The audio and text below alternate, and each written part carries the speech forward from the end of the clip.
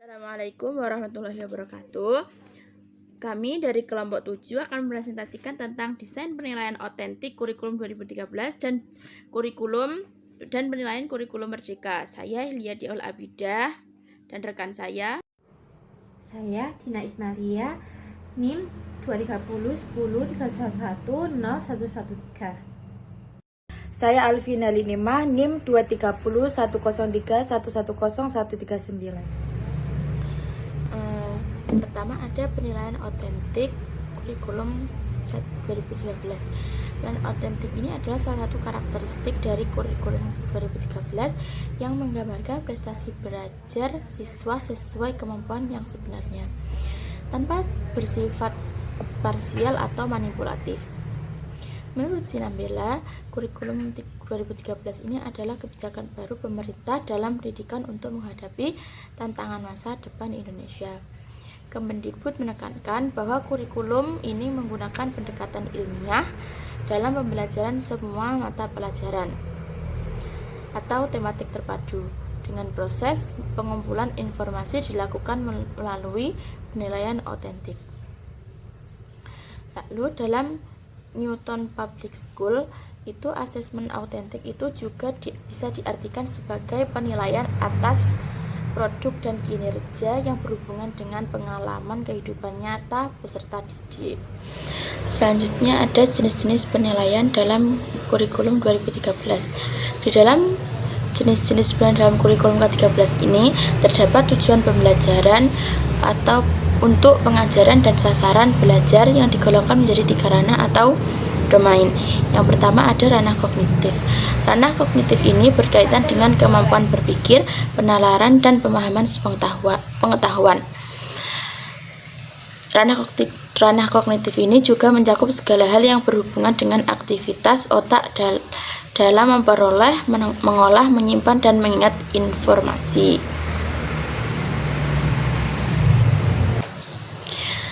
Selanjutnya, menurut Bloom, ranah kognitif ini terdiri dari 6 tingkatan. Yang pertama ada mengingat, memahami, menerapkan, menganalisis, mengevaluasi, dan mencipta.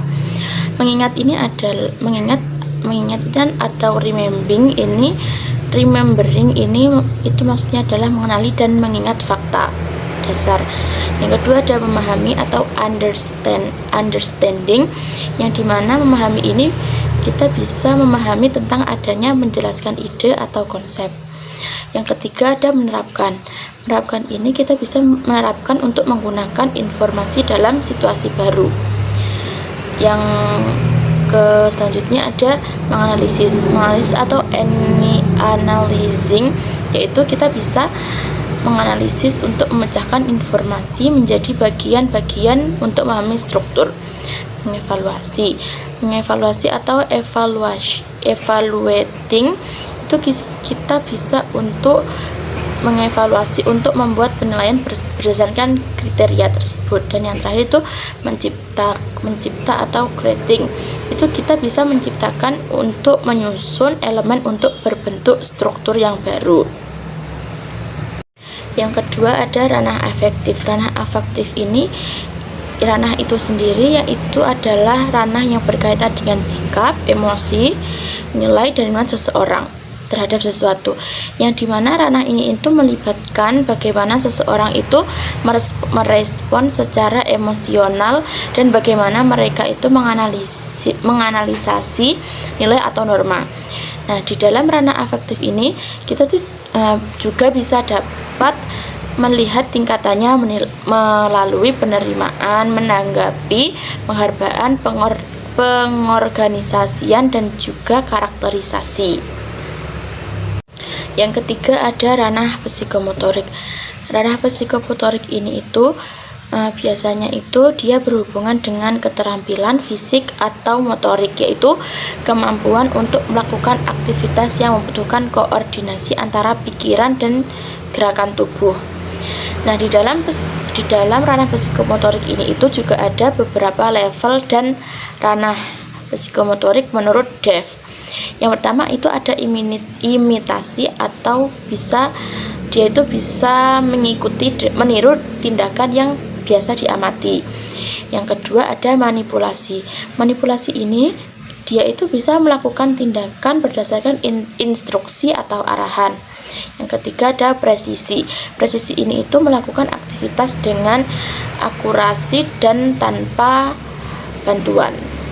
Nah, selanjutnya ini itu tadi kan sebelumnya kan sudah dijelaskan dengan adanya 3 ranah. Yang pertama ranah kognitif, afektif, dan juga psikomotorik.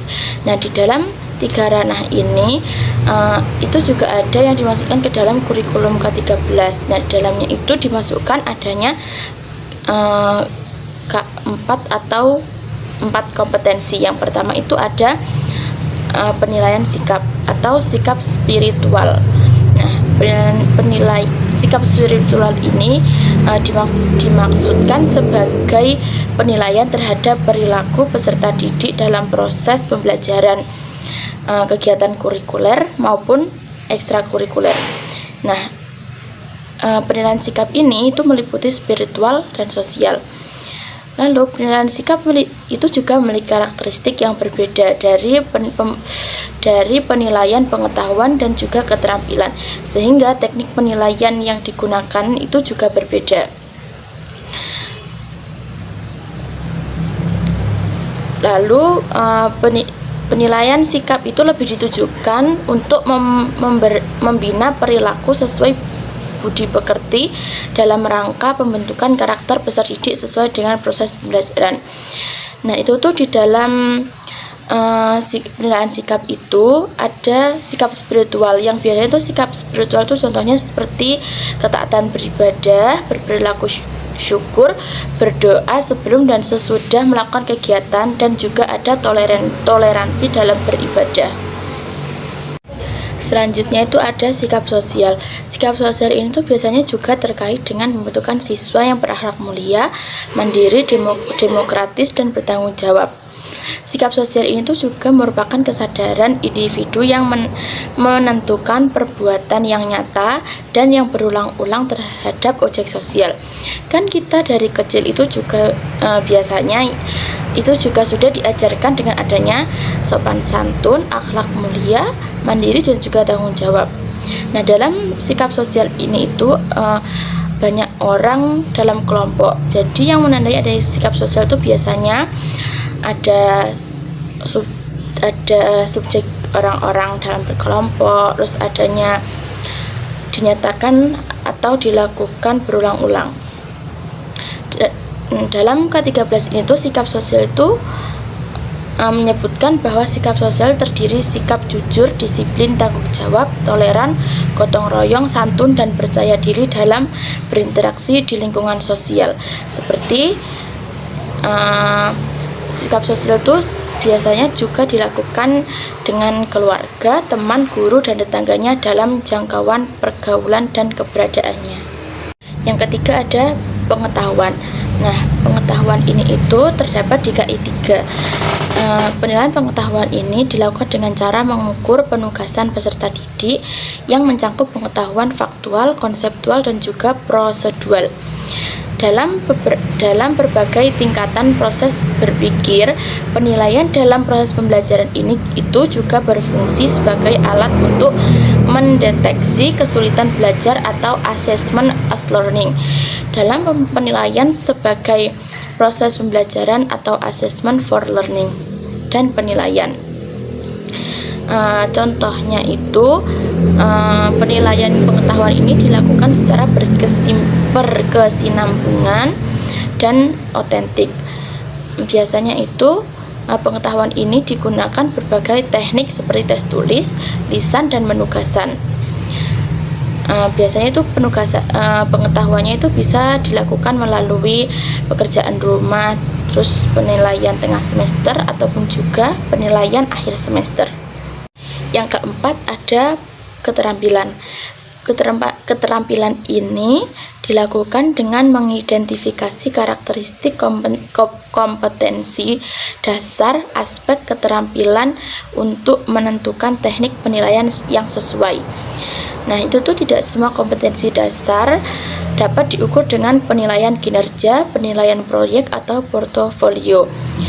Di dalam keterampilan ini itu juga menentukan teknik penilaian didasarkan pada karakteristik kompetensi, keterampilan yang hendak diukur agar peserta didik dapat menggunakan untuk mengenal dan menyelesaikan masalah dalam kehidupan sesungguhnya atau dunia nyata. Selanjutnya ada teknik penilaian kurikulum 2013. Di dalam teknik ini ada juga penilaian sikap yang memiliki beberapa teknik atau instrumen penilaian, yaitu yang pertama ada observasi. Nah, observasi ini itu merupakan teknik penilaian yang dilakukan secara berkesinambungan dengan menggunakan indera, baik secara langsung dan tidak langsung dengan menggunakan pedoman atau lembar observasi yang berisi jumlah indikator perilaku atau aspek yang diamati. Dalam melakukan observasi ini, guru itu juga harus mengidentifikasi aspek-aspek apa saja yang mau digunakan untuk observasi. Nah, yang mau digunakan itu juga harus dari kompetensi sikap dan juga sosial. Yang kedua ada penilaian diri. Penilaian diri ini itu merupakan suatu penilaian yang dilakukan dengan meminta peserta didik untuk menyatakan kelebihan dan kekurangan yang ada pada dirinya sendiri. Instrumen penilaian diri ini itu biasanya berupa lembar penilaian diri, berupa teknik penilaian di mana peserta didik itu menilai dirinya sendiri mengenai status, proses, dan tingkatan pencapaian kompetensi yang dipelajarinya. Lalu dampak positif dari penilaian diri ini itu kita bisa menumbuhkan rasa percaya diri terhadap peserta didik karena diberi kepercayaan menilai diri sendiri. Lalu yang kedua ada peserta didik ini bisa menyadari kekuatan dan kelemahan yang ada pada dirinya sendiri. Dan yang ketiga itu bisa mendorong, membiasakan, dan melatih peserta didik berbuat jujur dan objektif dalam penilaian. Selanjutnya ada penilaian antar peserta didik. Penilaian antar peserta didik ini itu merupakan penilaian yang mengukur tingkat pencapaian kompetensi sikap, meliputi sikap spiritual maupun sosial. Itu tuh untuk mengetahui penilaian antara teman sebaya. Itu tuh caranya bisa dengan menggunakan lembar penilaian antar peserta didik dan dalam bentuk angket ataupun kuesioner. Penilaian ini itu juga bisa menuntut untuk keobjektifan dan rasa tanggung jawab sehingga kita bisa menghasilkan data yang lebih akurat. Yang terakhir itu ada jurnal. Jurnal ini itu merupakan catatan peserta didik di dalam maupun di luar kelas yang berisi informasi hasil pengamatan mengenai kekuatan dan kelemahan peserta didik. Pastinya di dalam setiap peserta didik itu memiliki kelemahan dan juga kelebihan. Nah, dengan sikap perilaku, jadi sebagai guru kita itu bisa memiliki catatan khusus mengenai sikap, spiritual, dan sosial peserta didik. Lalu dengan menggunakan catatan mengenai kekuatan, kelemahan atau apapun itu, peserta didik itu bisa selanjutnya bisa dilakukan pendampingan, pengembangan, dan sehingga apapun yang belum tercapai itu bisa dilakukan dengan guru bisa memiliki profil atau catatan sikap dalam perilaku tiap peserta didik. Selanjutnya ada teknik penilaian keterampilan. Nah, teknik penilaian keterampilan ini tuh ada dua keterampilan. Yang pertama, keterampilan kerja dan keterampilan proyek. Nah, yang pertama ada keterampilan kerja. Keterampilan kerja itu adalah tes praktik yang secara efektif dapat digunakan untuk kepentingan pengumpulan berbagai informasi mengenai perilaku peserta didik yang diharapkan muncul. Ini tuh juga bisa dilakukan dengan mengamati kegiatan peserta didik karena penilaian ini tuh juga meminta peserta didik untuk mendemonstrasikan dan juga mengaplikasikan pengetahuan ke dalam konteks yang sudah ditetapkan. Penilaian ini tuh cocok digunakan untuk ketercapaian kompetensi yang menuntut peserta didik melakukan tugas atau praktik untuk menjadi lebih autentik daripada tes tertulis, karena hasilnya lebih mencerminkan kemampuan peserta didik yang sebenarnya. Yang kedua tadi ada keterampilan proyek. Keterampilan proyek ini tuh merupakan penilaian terhadap suatu tugas yang harus diselesaikan dalam periode atau waktu tertentu. Biasanya tuh tugasnya itu berupa suatu investigasi sejak dari perencanaan, pengumpulan data, pengorganisasian dan pengolahan dan juga penyajian data. Penilaian proyek ini itu dapat digunakan untuk mengetahui peserta didik memahami kemampuan dan juga pengaplikasian kemampuan penyelidikan dan juga kemampuan menginformasikan peserta didik pada mata pelajaran tertentu secara jelas. Penilaian proyek ini tuh juga punya tujuan untuk mengembangkan dan memonitor dalam menganalisis proyek. Dalam penilaian proyek ini, peserta didik dapat menunjukkan pengalaman dan pengetahuan mereka tentang suatu topik, memformulasikan pertanyaan, dan bisa juga peserta didik itu menyelidiki topik tersebut melalui bacaan, wisata, dan wawancara. Keterampilan proyek ini juga bisa digunakan untuk bisa juga untuk menilai kemampuan peserta didik dalam mengkomunikasikan bersama teman-teman mereka dengan bentuk yang tepat, seperti misalnya presentasi hasil melalui visual display atau laporan yang tertulis. Selanjutnya ada teknik dan instrumen penilaian pengetahuan. Itu juga memiliki beberapa macam. Yang pertama itu ada tes tulis.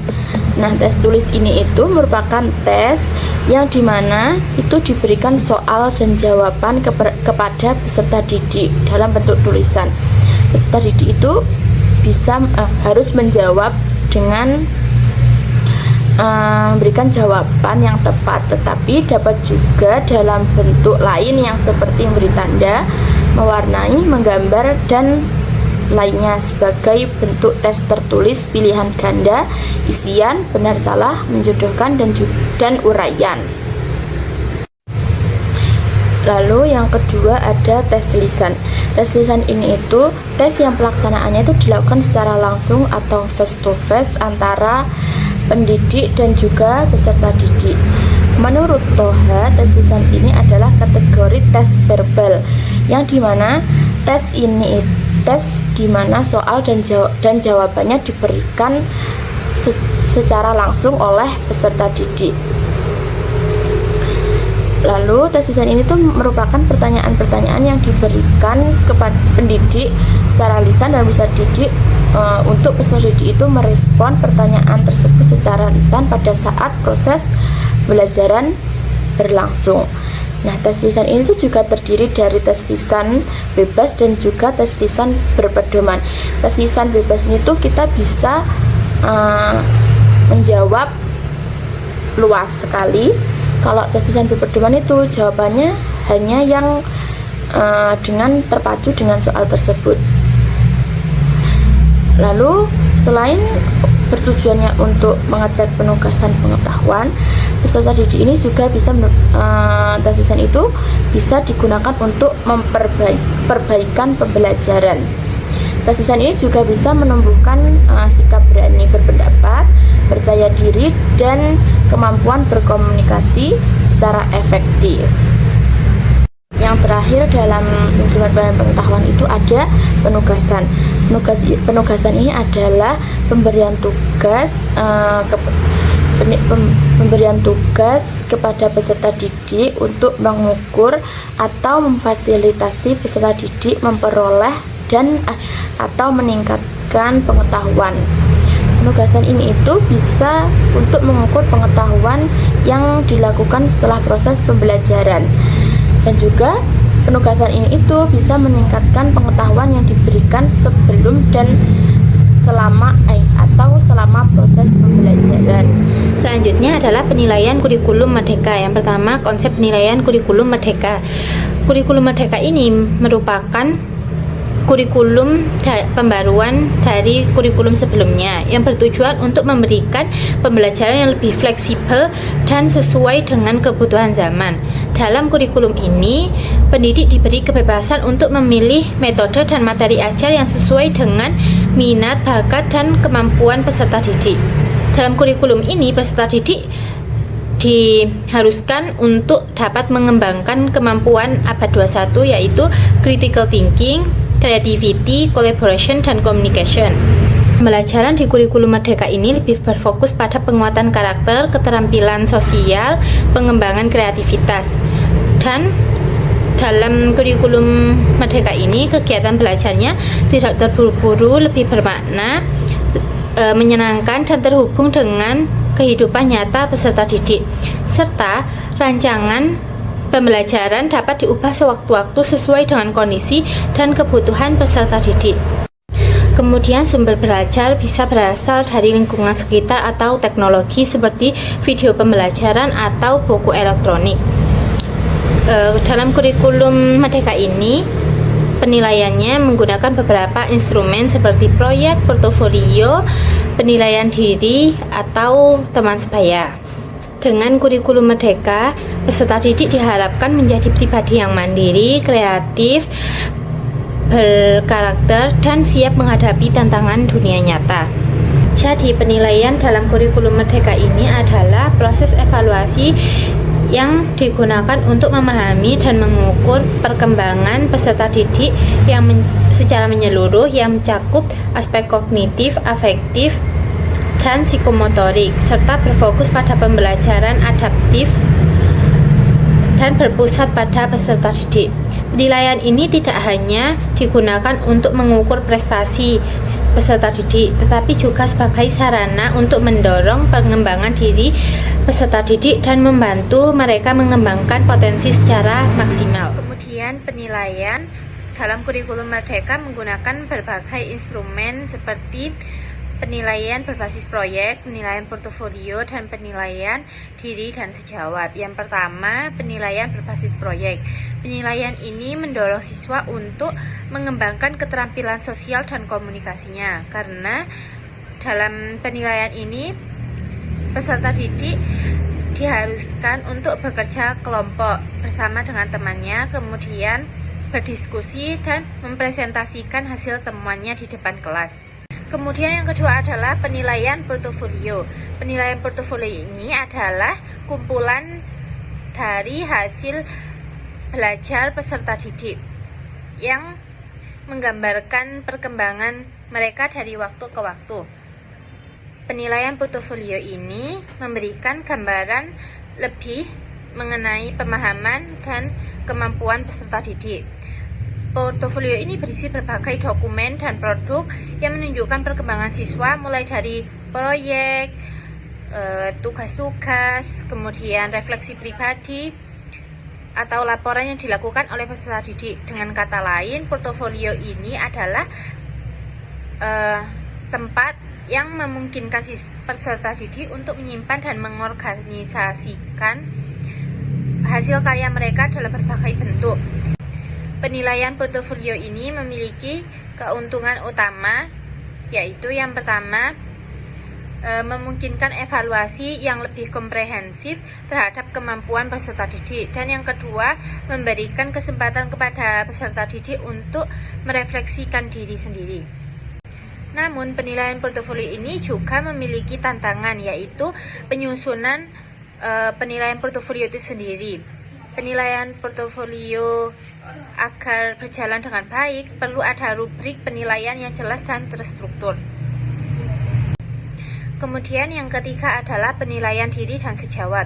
Penilaian diri ini memungkinkan siswa untuk menilai kemajuan dirinya sendiri dan mengidentifikasi mana yang perlu mereka tingkatkan. Sedangkan penilaian sejawat adalah umpan balik peserta didik kepada teman sekelasnya untuk memberikan penilaian mana yang perlu diperbaiki dan mana yang sudah baik. Kemudian salah satu keuntungan dari penilaian diri adalah memungkinkan siswa untuk meningkatkan kesadaran diri. Ketika siswa diminta untuk menilai sejauh mana mereka telah menguasai suatu materi, maka mereka dapat belajar untuk lebih sadar akan kekuatan dan kelemahan mereka sendiri. Sedangkan penilaian sejawat memungkinkan siswa untuk memberikan umpan balik kepada teman-teman mereka yang dapat meningkatkan kemampuan berkomunikasi dan bekerja sama. Kemudian prinsip penilaian kurikulum merdeka. Penilaian kurikulum merdeka berlandaskan pada prinsip-prinsip yang mengutamakan fleksibilitas, relevansi, serta pengembangan kompetensi peserta didik secara menyeluruh. Hal ini sejalan dengan tujuan penilaian kurikulum merdeka untuk menciptakan pelajar yang tidak hanya unggul dalam bidang akademik, tetapi juga memiliki keterampilan hidup yang sesuai dengan kebutuhan zaman. Berikut ini merupakan 3 prinsip utama yang menjadi dasar penilaian dalam kurikulum merdeka, yaitu yang pertama, fokus pada peserta didik. Maksudnya adalah proses penilaian dirancang untuk memahami kebutuhan peserta didik serta perkembangan setiap peserta didik secara individual. Kemudian yang kedua adalah berbasis kompetensi. Hal ini yang menitik beratkan pada pencapaian kemampuan spesifik yang harus dimiliki oleh peserta didik. Dalam kurikulum merdeka, kompetensi dipahami sebagai gabungan antara pengetahuan, keterampilan, dan sikap yang dapat diterapkan dalam berbagai situasi nyata. Evaluasi kompetensi ini meliputi 3 aspek utama, yaitu yang pertama, kognitif, pengetahuan, afektif atau sikap, dan psikomotorik atau keterampilan. Kemudian yang ketiga adalah relevan dengan konteks lokal. Maksudnya adalah penilaian di sini disesuaikan dengan budaya dan lingkungan dan masyarakat setempat. Selanjutnya adalah instrumen penilaian dalam kurikulum merdeka. Instrumen dalam kurikulum merdeka digunakan untuk menilai peserta didik secara menyeluruh, dan tidak hanya pada pengetahuan siswa, tetapi juga pada keterampilan dan sikap peserta didik. Penilaian dilakukan secara berkelanjutan dengan 3 jenis asesmen, yaitu yang pertama, asesmen diagnostik, yang kedua, asesmen formatif, dan yang ketiga, asesmen sumatif. Yang pertama adalah asesmen diagnostik. Asesmen diagnostik ini biasanya dilakukan di awal pembelajaran. Dapat dilakukan oleh guru kelas, oleh psikolog, maupun oleh wali kelas. Tetapi asesmen diagnostik ini tidak dilakukan oleh semua guru dan tidak dilakukan pada semua mata pelajaran. Kemudian asesmen diagnostik ini dibagi menjadi 2, yaitu yang pertama asesmen diagnostik kognitif, yang memiliki tujuan untuk memberikan informasi terkait pengetahuan dasar dan kemampuan dasar peserta didik. Kemudian asesmen diagnostik non-kognitif ini dilakukan untuk memperoleh pemahaman yang lebih baik tentang kesejahteraan peserta didik, psikologis dan sosial emosional peserta didik, serta aktivitas yang terjadi di rumah selama proses pembelajaran, kondisi keluarga peserta didik, situasi sosial dan latar belakang, serta minat siswa terhadap pembelajaran. Hasil dari tes diagnostik ini dapat berupa tabel yang berisikan nomor, nama, minat, dan gaya belajar peserta didik. Kemudian yang kedua adalah asesmen formatif, yaitu untuk memantau perkembangan belajar selama proses pembelajaran. Jadi asesmen ini dilakukan ketika dalam proses pembelajaran. Jadi semua proses pembelajaran itu dinilai secara menyeluruh untuk mengetahui perkembangan peserta didik. asesmen formatif ini tidak dimaksudkan untuk menggantikan penilaian akhir, tetapi sebagai upaya untuk melengkapi keterbatasan berupa tes tulis yang hanya mengukur pengetahuan peserta didik. Kemudian penerapan asesmen formatif ini lebih komprehensif untuk mencapai tujuan pembelajaran yang ditetapkan sehingga memudahkan siswa dan guru dalam mencapainya. Dan yang ketiga adalah asesmen sumatif, yaitu untuk menilai hasil belajar di akhir pembelajaran. Nah, biasanya asesmen ini dilakukan di akhir pembelajaran atau di akhir semester. Kemudian yang terakhir adalah penekanan pada profil pelajar Pancasila. Profil pelajar Pancasila adalah panduan utama dalam kurikulum Merdeka untuk membentuk karakter dan kompetensi siswa sesuai nilai-nilai Pancasila. Profil ini diwujudkan lewat berbagai proyek nyata dan menjadi tujuan utama dalam semua kegiatan pendidikan dengan 6 dimensi utama sebagai arah pengembangan siswa. Yang pertama adalah ketakwaan kepada Tuhan Yang Maha Esa dan berakhlak mulia. Hal ini melibatkan pembangunan spiritualitas peserta didik dan pembentukan sikap yang bermoral tinggi. Kemudian yang kedua adalah keanekaragaman global. Hal ini menekankan pentingnya sikap inklusif, menghormati keberagaman, dan mampu beradaptasi dengan konteks global. Yang ketiga adalah kerjasama. Hal ini menanamkan nilai-nilai kerjasama, solidaritas, dan kepedulian terhadap sesama dalam masyarakat. Yang keempat, kemandirian. Hal ini mengembangkan kemampuan siswa untuk menjadi individu yang mampu mandiri dan mengambil inisiatif dalam menghadapi berbagai situasi dan tantangan kehidupan, bertanggung jawab, dan mampu mengelola diri serta mengambil keputusan dengan bijaksana. Kemudian, berpikir kritis. Hal ini melibatkan kemampuan siswa untuk berpikir kritis, menganalisis informasi dengan objektif, serta mengembangkan kemampuan evaluasi dan pemecahan masalah. Dan yang terakhir adalah kreativitas. Hal ini mendorong peserta didik untuk mengembangkan imajinasinya, kreativitasnya, serta kemampuan berinovasi dalam berbagai aspek kehidupan. Selanjutnya ada langkah-langkah untuk mendesain penilaian kurikulum 2013. Yang pertama itu penentuan standar. Nah, ini tuh menetapkan standar yang jelas tentang apa yang harus diketahui dan dilakukan oleh siswa. Ini tuh menentukan KI-KD. KI kompetensi inti dan KD itu kompetensi dasar. Nah, standar ini biasanya itu sudah ada di dalam kurikulum 2013. Ini harus dilakukan secara jelas, operasional yang dapat diukur agar dapat mengarahkan proses pembelajaran dan penilaian secara tepat. Yang kedua ada penentuan tugas autentik. Penentuan kan tadi yang pertama penentuan standar. Setelah menentukan standarnya, guru ini menyiapkan tugas apa yang akan diberikan kepada siswanya, dan tugas autentik ini relevan dengan kehidupan sehari-hari dan sesuai dengan kompetensi yang telah ditentukan.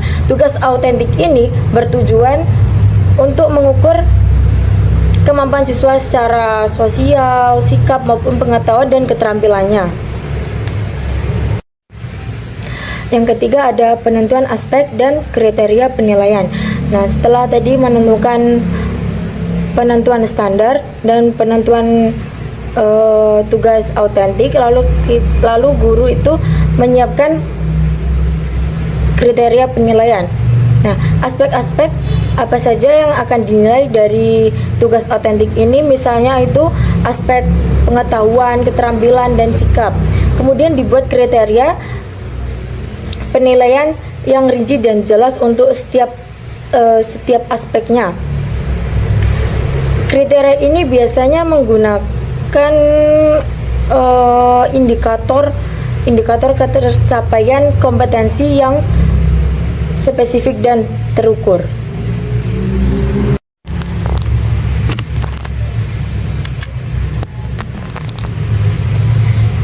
Selanjutnya yang terakhir itu ada penentuan rubrik.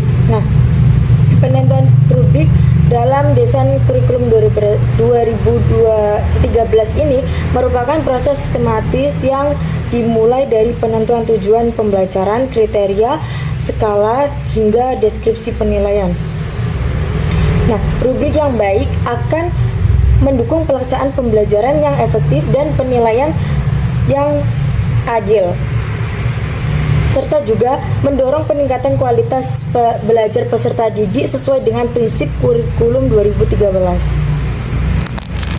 Nah, selanjutnya di sini itu sudah ada contoh desain penilaian kurikulum 2013. Nah, ini sudah ada contoh lembar penilaian otentiknya, ada tema, subtemanya, kelas, dan materinya. Terus juga sudah ada kompetensi inti dan kompetensi dasarnya. Kompetensi intinya ada sikap spiritual, sikap sosial, pengetahuan, dan keterampilan. Terus di sini sudah ada desain penilaian dan proyeknya. Terus juga ada contoh lembar penilaian otentiknya. Yang pertama ada observasi sikap spiritual atau KI1. Ini indikatornya mengucap syukur atas kesehatan, berdoa, dan mengucap salam. Di sini ada nomor, ada nama, berdoa, bersyukur, mengucap, dan menjawab salam. Terus ada keterangan. Keterangan penilaian sikap spiritual ini sangat baik apabila peserta didik memenuhi indikator yang ditentukan. Terus kalau keterangan baik ini apabila peserta didik hanya memenuhi sebagian saja indikator yang ditentukan. Terus kalau kurang baik ini apabila peserta didik tidak memenuhi indikator yang ditentukan. Terus ada observasi sikap sosial atau KI2. Di sini juga kayak hampir mirip kayak sikap spiritual tadi. Kalau sangat baik apabila memenuhi semua indikator yang ditentukan. Kalau baik sebagian saja, dan kalau yang kurang baik itu tidak memenuhi sama sekali. Terus yang ketiga ada tes pengetahuan atau KI3. Ini ada beberapa contoh soalnya. Skor maksimalnya di sini itu 100, rubriknya jawaban benar 100, nilai per soalnya itu ada di 20. Terus selanjutnya ada tes keterampilan atau KI4.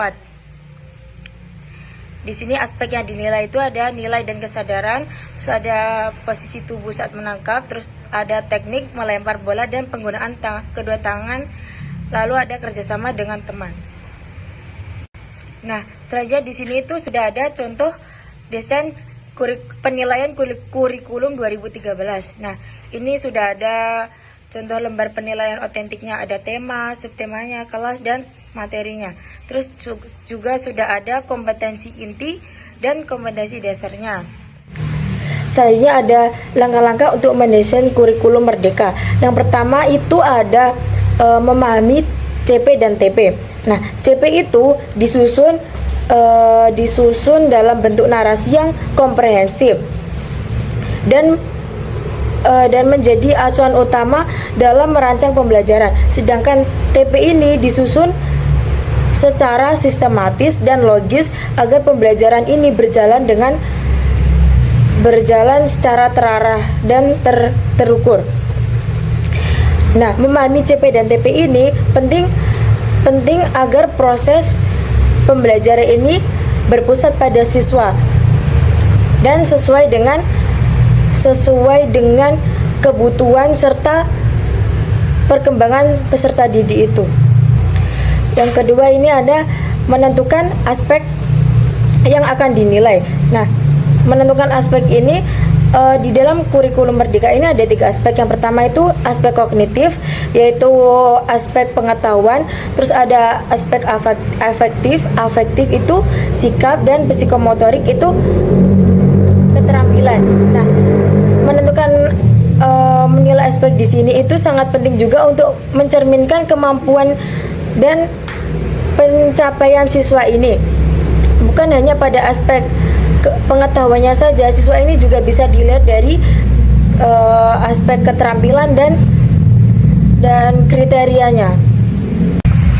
Selanjutnya yang ketiga itu memilih jenis penilaian autentik yang akan digunakan. Nah, jenis-jenis penilaian autentik ini ada 3. Yang pertama itu penilaian kinerja. Nah, di sini itu mengukur kemampuan siswa melalui tugas praktik atau demonstrasi keterampilan tertentu.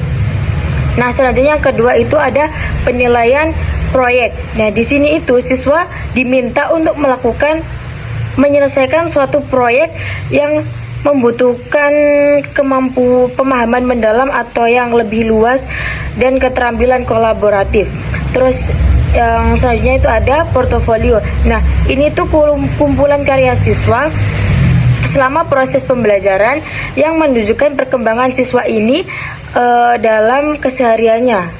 Yang terakhir itu menyusun instrumen dan rubrik penilaian. Nah, kalau instrumen penilaian itu adalah alat yang digunakan untuk mengukur pencapaian siswa, seperti lembar observasi, terus daftar cek, dan juga ada soal tugas. Nah, kalau rubrik penilaian itu adalah panduan penilaian yang memuat kriteria dan indikator keberhasilan sehingga penilaian ini menjadi lebih objektif dan transparan. Terus penggunaan rubrik ini sangat membantu guru memberikan umpan balik yang mendukung pembelajaran sesuai dengan kebutuhan siswanya itu. Selanjutnya ini juga ada contoh desain penilaian kurikulum Merdeka. Ini ada mata pelajarannya pendidikan Pancasila dan kewarganegaraan, terus fase A kelas 1 dan 2 SD atau MI, topiknya hidup rukun di rumah dan sekolah. Proyeknya ini aksi hidup rukun dan saling menghargai di lingkungan sekolah dan rumah. Ini sudah ada CP dan TP-nya. CP-nya ini peserta didik menunjukkan sikap hidup rukun dan saling menghargai dalam kehidupan sehari-hari di rumah dan di sekolah. TP-nya ini ada 3, menjelaskan arti hidup rukun dan saling menghargai. Terus ada menyebutkan contoh sikap hidup rukun di rumah dan sekolah. Terus yang ketiga melaksanakan sikap hidup rukun dan saling menghargai dalam kehidupan sehari-hari. Terus ada desain penilaian proyeknya. Di sini ada aspek yang dinilai, terus ada teknik penilaian, ada instrumen, contoh kegiatan, contoh soal atau kegiatan, terus ada profil pelajar Pancasila. Terus ini ada desain penilaian dan proyeknya. Yang pertama ada aspek pemahaman konsep. Di sini ada indikator, terus soal skor 1, skor 2, skor 3 dan skor 4. Indikator keterangan nilainya di sini itu skor 1 itu dari 0 sampai 60, terus skor 2 61 sampai 75, skor 3 76 sampai 90 dan skor 4 itu 91 sampai 100. Selanjutnya ada aspek sikap dan nilai atau observasi. Nah, di sini itu ada penilaiannya yang diamati.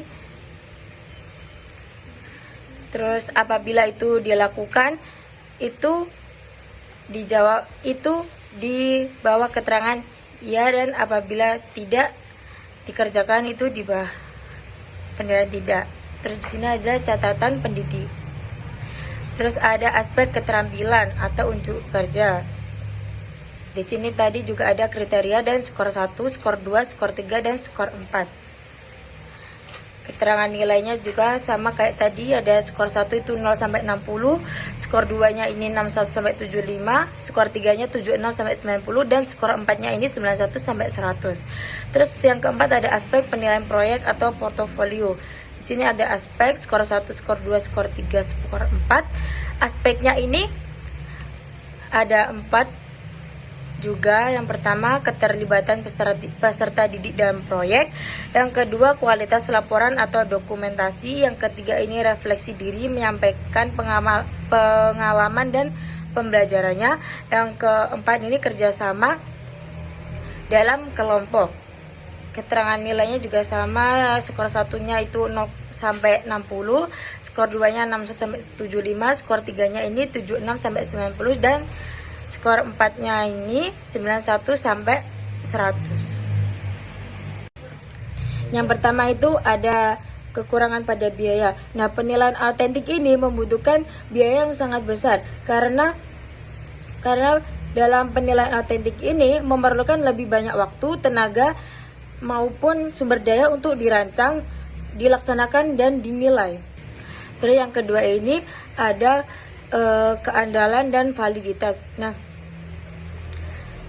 penilaian autentik ini mungkin kurang dapat diandalkan dan valid dibandingkan bentuk penilaian lainnya, karena penilaian autentik ini lebih subjektif dan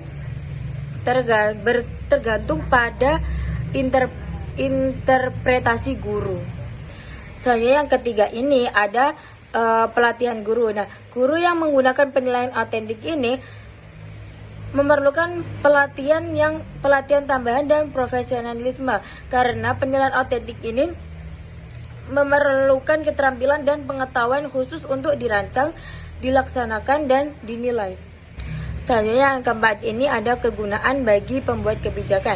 Nah, penilaian autentik ini kurang berguna bagi pembuat kebijakan dibandingkan penguji terstandar, karena tidak seperti pengujian terstandar. Penilaian tersebut tidak dapat mengungkapkan tren jangka. Selanjutnya ada kelebihan dari penggunaan penilaian autentik kurikulum 2013. Yang pertama ini ada fokus pada proses pembelajaran. Nah, penilaian autentik ini berfokus pada penilaian proses pembelajaran, sehingga guru ini dapat menggunakan penilaian autentik untuk mengetahui letak di mana kelebihan dan kekurangan siswa ini dalam memahami pembelajarannya. Selanjutnya yang kedua ini ada meningkatkan motivasi siswa. Nah, penilaian autentik ini dapat meningkatkan motivasi siswa karena lebih relevan dengan kehidupan nyata atau kehidupan sehari-harinya. Dan penilaian ini memberikan kesempatan pada siswa ini untuk menunjukkan kemampuan mereka dalam berbagai cara. Selanjutnya yang ketiga itu ada meningkatkan keterampilan berpikir kritis. Nah, di sini itu penilaian autentik dapat meningkatkan keterampilan berpikir kritis siswa ini, sehingga siswa ini bisa memecahkan masalah sendiri dan bisa membuat keputusan. Selanjutnya yang terakhir itu ada meningkatkan kemampuan siswa ini dalam berkomunikasi. Nah, penilaian autentik ini dapat meningkatkan kemampuan siswa ini dalam berkomunikasi, sehingga siswa ini bisa untuk mengekspresikan ide dan pemikiran mereka secara lisan maupun tertulis. Selanjutnya ada kelebihan penilaian kurikulum merdeka. Yang pertama ini lebih bersifat relevan dan interaktif. Nah, dalam sistem pembelajaran kurikulum merdeka ini diharapkan mampu memberikan kesempatan yang lebih luas pada siswa SD maupun MI, dan serta turut aktif dalam mengeksplorasikan isu-isu secara aktual. Saya yang kedua itu ada mampu mendukung pengembangan karakter siswa SD atau MI melalui kompetensi profil pelajar Pancasila. Nah, di sini itu guru bisa mengajari siswa itu cara-cara karakternya. Dan siswa ini bukan hanya pintar dalam akademiknya saja, jadi siswa ini bisa pintar dalam sikapnya dan kriterianya. Dia bisa menunjukkan mana sikap yang baik dan mana sikap yang tidak baik. Selanjutnya yang ketiga itu ada bersifat sederhana dan mendalam. Nah, dalam proses pembelajaran ini di sini itu lebih berkesan menjadi menyenangkan, sederhana, serta ini tuh lebih bermakna bagi siswa SD maupun MI, sehingga itu tidak ada kayak tekanan dalam mempelajari materi-materi yang sulit. Selanjutnya yang terakhir itu bebas dan leluasa. Nah, di sini itu guru diberi kebebasan dalam memilih menentukan metode, bentuk, dan waktu penilaian berdasarkan karakteristik siswa dan kondisi kelas. Nah, di sini itu guru diberi leluasa. Nilai bukan diambil dari rapot saja, tapi juga dari berbagai aspek perkembangan siswanya seperti portofolio, proyek, observasi, refleksi diri siswa, dan lainnya. Selanjutnya ada kekurangan dalam penilaian kurikulum merdeka. Yang pertama itu ada persiapan guru yang belum matang. Nah, kurikulum merdeka ini diluncurkan pada tahun 2021 dan dinilai masih belum matang, dan persiapannya ini sehingga diperlukan kajian serta evaluasi ulang. Nah, kalau guru ini mau menggunakan penilaian ini, guru itu harus benar-benar sudah siap dalam metode yang akan digunakan maupun yang lainnya. Selanjutnya yang kedua ini ada sistem yang belum terencana baik. Nah, di sini itu kayak belum ada panduan yang jelas dan merata. Karena itu ada beberapa guru yang masih bingung bagaimana cara menilai yang sesuai dengan kurikulum Merdeka ini, karena panduannya ini belum detail dan belum sampai ke seluruh sekolah secara maksimal. Nah, contohnya itu kayak guru tahu bahwa penilaian itu harus holistik, tapi tidak tahu contoh konkret atau cara teknis menilainya. Jadi perbedaan antara penilaian kurikulum 2013 dan kurikulum Merdeka ini, kalau kurikulum 2013 ini aspeknya itu secara terpisah. Kan tadi ada 3 aspek, yaitu aspek sikap, pengetahuan, dan keterampilan. Itu dinilainya secara terpisah. Sedangkan pada kurikulum Merdeka, aspeknya ini dijadikan satu dan juga ada penguatan pada profil pelajar Pancasilanya.